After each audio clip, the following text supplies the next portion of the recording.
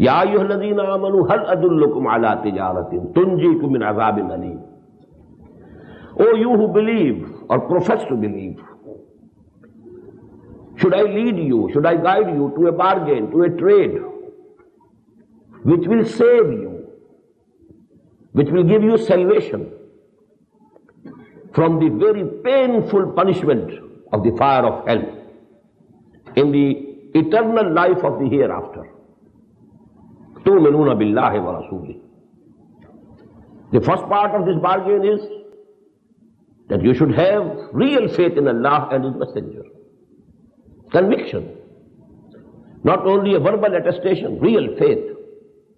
وَتُجَاهِدُونَ فِي سَبِيلِ اللَّهِ. And second part, make jihad, struggle for the cause of Allah.